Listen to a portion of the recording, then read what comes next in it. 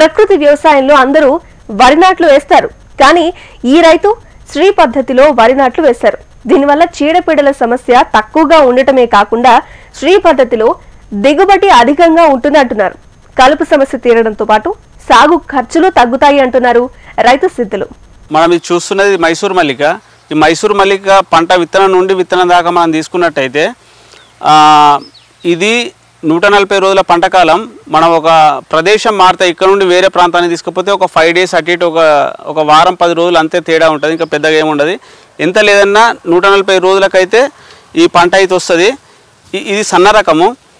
నేను గత 3.5 సంవత్సరాలుగా ఈ మైసూర్ మల్లిక వెరైటీని సాగు చేస్తున్నా. ఇంతకుముందు చెప్పినట్టు 50 రకాల దేశీ విత్తనాలలో నాకు ఇది బాగా నచ్చింది. ఎందుకంటే దిగుబడి పరంగా బాగుంది. రెండోది వినియోగదారులు బాగా అడుగుతున్నారు. ఇక మూడోది విషయానికి వస్తే ఇంట్లో తెగుళ్ళు అనేది చాలా తక్కువ. తెగుళ్ళు రాకుండా ఉండాలంటే నేను 2-3 విషయాలు నేను తీసుకున్నాను. అదేంటంటే ప్రతి ఒక్కరు ఏం చేస్తారంటే మనకు ఆర్గానిక్ ఫార్మింగ్ ఈ ప్రకృతి వ్యవసాయం ఏదైతే ఉందో ఇందులో కలుపు సమస్య బాగుంటుంది. మనకు కలుపు సమస్యను మనం ఏం చేస్తాం, ఇప్పుడు కెమికల్ రైతులు అంటే దానికి గ్లైఫోసేట్ అదో ఇదో వాడి కలుపును కంట్రోల్ చేస్తారు దిగుబడి కోసం. మనం ఏం చేస్తామంటే మనం ఖచ్చితంగా ఈ కలుపును రిమూవ్ చేస్తే మాత్రమే మనకు దిగుబడి వస్తుంది. ఇలా తెగుళ్ళను తట్టుకోవాలి, దిగుబడి ఎక్కువ రావాలంటే నేను ఇలా శ్రీవరి సాగించుకున్నా. మీరు చూస్తారు కదా లైన్స్ కనిపిస్తున్నాయి కదా, మధ్యలో మనకి ఇంత గ్యాప్ కనిపిస్తుంది. ఈ కాలిబాటలు అంటే శ్రీవరి సాగులో ఆరుతడి పద్ధతిలో చేస్తామన్నట్టు. ఆరుతడి పద్ధతిలో చేయడం వల్ల ఏంటంటే ఈ మధ్యలో స్పేస్ ఉంటుంది, ఖాళీ ఉంటుంది కాబట్టి దోమ ఉన్నా కూడా ఈ గాలికి ఎగిరిపోతుంటుంది. ఇంకో విషయం ఏంటంటే వీడింగ్ చేస్తాం కాబట్టి వేర్లు తెగి దుబ్బు శాతం ఎక్కువ వస్తుంది. మళ్ళీ ఈ పంటకు సంబంధించి ఏంటంటే మన సుభాష్ పాలేకర్ గారి విధానం ప్లస్ ఈ శ్రీవరిలో చేస్తున్నాం కాబట్టి ఈ దిగుబడి అనేది ఎక్కువ వస్తుంది, ఈ గింజ నాణ్యత అనేది ఎక్కువ వస్తుంది. మనం దీన్ని కుకింగ్ చేసినప్పుడు కుకింగ్ క్వాలిటీ కూడా ఏముంటుందంటే నిల్వ సామర్థ్యం అనేది పెరుగుతుంటుంది. కాబట్టి ఇప్పుడు ఈ సంవత్సరం ఈ పంటకు పోలిస్తే చాలామంది పంటలకు తెగుళ్ళు వచ్చినాయి. దాదాపు ఈ పంటకు చాలా తక్కువ అని చెప్పాలి. దానికి కారణం శ్రీవరి సాగు. రెండోది మనం చేసే సుభాష్ పాలేకర్ గారి విధానం అని చెప్పొచ్చు.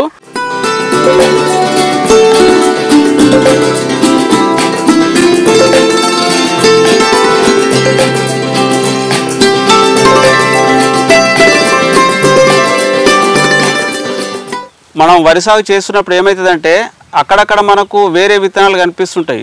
అంటే ఇక్కడ మనం 2-3 రకాలుగా తీసుకోవాలి. ఇక్కడ అదేంటంటే నారు దశలో వేరే విత్తనాలు పడతాయి. ఆ నారు దశ తర్వాత మళ్ళీ మనం నాటేస్తాం, అప్పుడు పడతాయి. నాటేసేటప్పుడు ఆ నాట్లో ఇవి కలిసిపోతాయి, మనం గుర్తుపట్టలేము వాటిని.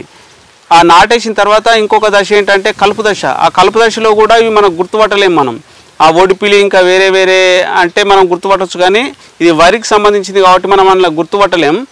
ఇది పెద్దగా అయిన తర్వాత మాత్రమే మనకు తెలుస్తుంటుంది. ఇది ఏ విధంగా తెలుస్తుంటుంది అంటే ఆ కంకి పెట్టే విధానము, ఆ హైట్, ఆ ఎత్తులేసే విధానం బట్టి మనం ఇవి వేరే విత్తనాలని మనం గుర్తుపడతాము.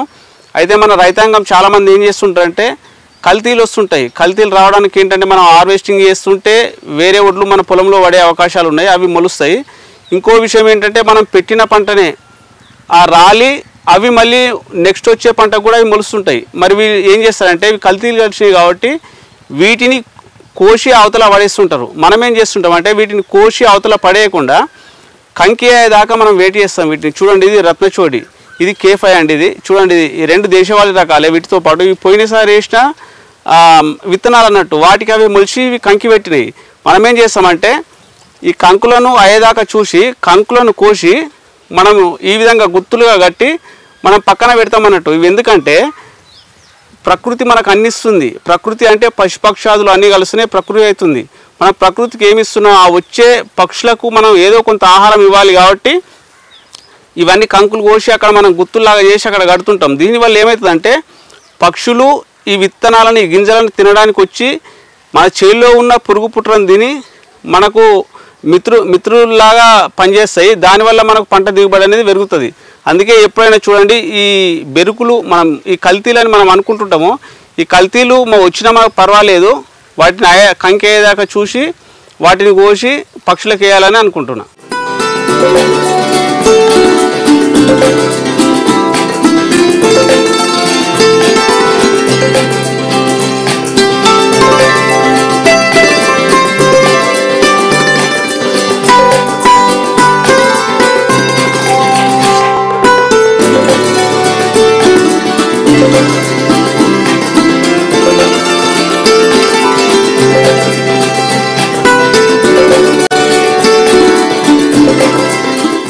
ఇది మీరు చూస్తున్నది ఢిల్లీ బాస్మతి అండి, 2212 దీని నంబరు. ఇది హైబ్రిడ్ రకమే. ప్రకృతి వ్యవసాయంలో కూడా దీన్ని చేయొచ్చు అండి. చాలా మంచి బెనిఫిట్ ఉంటుంది. ఎందుకంటే ఇప్పుడు మనం సన్న రకాలను తీసుకుంటే ఎంత లేదన్నా 70-80 రూపాయల కేజీ అట్లా అమ్ముకుంటాము. మనం రోజు సన్న రకాలు అంటే బీపీటీ కానీ, మైసూరు మల్లిక కానీ, కుజి కానీ ఇలాంటివి రెగ్యులర్గా తీసుకుంటుంటాము. నేను ఇంతకుముందు చెప్పినట్టు 4 కేటగిరీస్లలో బాస్మతి కూడా ఒకటి. అంటే బిర్యానీ కోసం వేసుకునేది బాస్మతి కాబట్టి మనం సండే వస్తే ఏం చేస్తామంటే బిర్యానీ వేసుకోవడానికి తాపత్రయపడుతుంటాము. అదేవిధంగా దీనికోసం మన వినియోగదారులు అడిగారు కాబట్టి దీన్ని బాస్మతిని సాగు చేయడం జరుగుతుంది. బాస్మతి నేను సాగు చేయడం 4వసారి.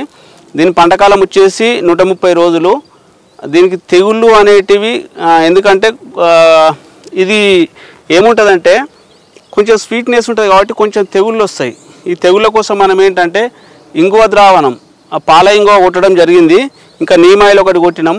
ఒక 2-3 స్ప్రేయింగ్లతోనే ఇది కంట్రోల్ అయింది. దీనికి ఇంకా వేరే అయితే ఏం లేదు. ఇంకో విషయం ఏంటంటే ఈ బాస్మతికి సంబంధించి ఈనే టైంలో అంటే కంకి బయటికి వెళ్ళే టైంలో మంచి సువాసన వస్తుంటుంది.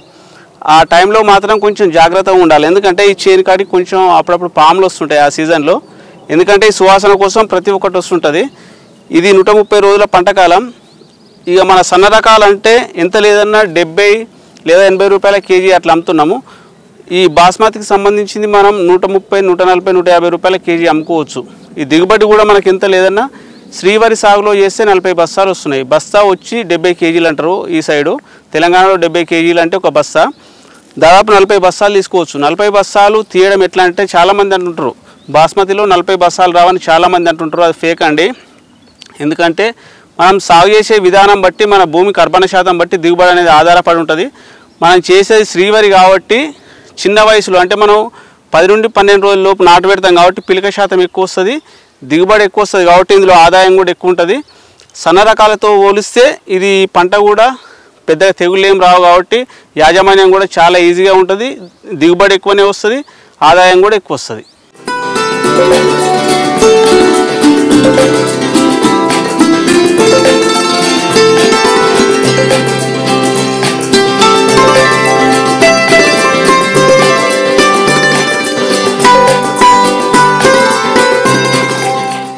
మీరు చూస్తున్నది జీవామృతం. మనం ఏంటంటే మా గురుగారు సుభాష్ పాలేకర్ గారి విధానంలో నేను ప్రకృతి వ్యవసాయం అంటే గో ఆధారిత వ్యవసాయం చేస్తున్నా కాబట్టి మీరు చూస్తున్నది జీవామృతం, ద్రవ జీవామృతం. ఇందులో 2 రకాలు, ఘన జీవామృతం, ద్రవ జీవామృతం. మీరు చూస్తున్నది ద్రవ జీవామృతం. చాలామంది ఫార్మర్స్ ఏం చేస్తారంటే ఈ జీవామృతానికి సంబంధించి డ్రమ్ములు ఏంటంటే ఎండలో పెడుతుంటారు అన్నట్టు. ఈ ఎండలో పెట్టడం వల్ల ఏమవుతుందంటే మనం సూక్ష్మజీవులతో వ్యవసాయం చేస్తున్నాం కాబట్టి ఈ సూక్ష్మజీవులన్నీ ఎండకు చనిపోతాయి. అలాంటప్పుడు మనకు పంట దిగుబడి రాదు. చాలామంది ఏం చేస్తారంటే నేను 5 సంవత్సరాలు 6 సంవత్సరాలు వ్యవసాయం చేస్తున్నాను కానీ నాకు దిగుబడి వస్తలేదు అని చాలామంది ఫోన్ కాల్స్ ద్వారా అడుగుతుంటారు. వాళ్ళు చేసే తప్పు ముఖ్యంగా ఇదేనండి. ఈ సూక్ష్మజీవులు అనేటి ప్రాణం అనేది చాలా తేలికగా ఉంటుంది, ఎండ తాకితే చనిపోతాయి. అందుకే మీరు చూడండి మనం దీన్ని ఏంటంటే ఒక షెడ్ లాగా అంటే నీడలాగా తయారు చేసుకున్నాం, పాలిథిన్ కవర్ వేసి. ఈ విధంగా చేసుకుంటే జీవామృతం 100% అందులో ఉన్న సూక్ష్మజీవులు మొత్తం డెవలప్ అయ్యి మన పంట దిగుబడి వస్తుంది. మన పంటకు జీవామృతం ముఖ్యం కాబట్టి ఇప్పుడు మనం 3 ఎకరాల పొలం ఉంది. ఈ 3 ఎకరాల పొలానికి మనం జీవామృతం పంపించడం అంటే బకెట్లో తీసుకుపోయి ప్రతి పొలానికి పోయడం, ప్రతి మడి పోయడం అనేది చాలా కష్టంతో కూడుకున్న పని. అందుకే మనం ఏం చేసినామంటే మనం చేసింది కొత్తదని ఏం కాదు కానీ పాతదే, కానీ మనం దాన్ని ఇప్పుడు ఇంప్రూవ్ చేసుకున్నాం. మీరు ఇక్కడ చూస్తున్నారు కదా, ఇది వెంచూరి అంటారా అండి. చూడండి, ఇది వెంచూరి. మనకి ఎట్లా వస్తుందంటే మన బోర్ అటు సైడ్ ఉన్నది మెయిన్ లైన్ నుండి ఇక్కడికి వస్తుంది లోపల. ఇక్కడ నుండి ఇది మెయిన్ లైన్, మళ్ళీ వాటర్ ఇక్కడ నుండి ఇక్కడ వెళ్ళిపోతుంటుంది, కింది దిగి మళ్ళీ లోపలికి వెళ్ళిపోతుంటుంది. అయితే ఇక్కడి నుంచి వచ్చే నీళ్ళని మనం ఏం చేస్తామంటే ఇది ఆన్ ఆఫ్ ఇట్లా సగం మనం ఆఫ్ చేసినాం అనుకో, ఈ నీళ్లు సగమే ఇక్కడికి వెళ్ళిపోతుంటాయి. మిగిలిన సగం ప్రెషర్ ఎట్లుంటుంది అంటే ఇక్కడ నుండి పైనుండి ఇది వెంచూరి సిస్టమ్, ఇది ఇక్కడ నుండి ఇటు వెళ్ళిపోతుంటుంది అన్నట్టు. ఈ వచ్చే నీళ్ళని ఏం చేస్తామంటే మనం ఇక్కడ ఆన్ ఆఫ్ కనిపిస్తుంది, ఈ ఆన్ చేస్తే ఇందులో ఉన్న నీళ్లు మనకు కనిపిస్తుంది. ఇప్పుడు మనం ఇది ఆఫ్ ఉంది కదా, దీన్ని ఆన్ చేసినాం అనుకో ఇందులో ఉన్న నీళ్లు ఇక్కడికి వచ్చిన నీళ్ళు మొత్తం మీరు ఇక్కడ చూస్తారు కదా ఈ డ్రమ్లకు వస్తాయి. లేదు ఈ డ్రమ్ములో ఉన్న లిక్విడ్ మొత్తం బయటికి వెళ్ళిపోవాలంటే ఇది ఆన్ ఇట్లే ఉంటుంది. మనం ఈ ఆన్ ఆఫ్ ఏదైతే ఉందో చూడండి, మనం ఈ విధంగా ఆఫ్ చేసినాం అనుకో ఈ డ్రమ్లో ఉన్న లిక్విడ్ మొత్తం మన పంట చేనులో పోతుంది. రైతుకు ముఖ్యంగా ఏంటంటే జీవామృతం ఒక 3 ఎకరాలకు 2 ఎకరాలకు వేయడం అనేది చాలా రిస్క్తో కూడుకున్న పని కాబట్టి ఈ వెంచూరి వల్ల మనకు చాలా లాభాలు ఉన్నాయి. ఎందుకంటే రిస్క్ మొత్తం తగ్గుతుంది. 1 ఎకరం జీవామృతం పంపించడానికి మనం ఎంత లేదన్నా ఒక అరగంటలో సరిపోతుంది. అదే మనం జీవామృతం బకెట్లతోని బిందెలతో వేయాలంటే చాలా రిస్క్తో కూడుకున్నది, చాలా హార్డ్ వర్క్ అని చెప్తున్నా.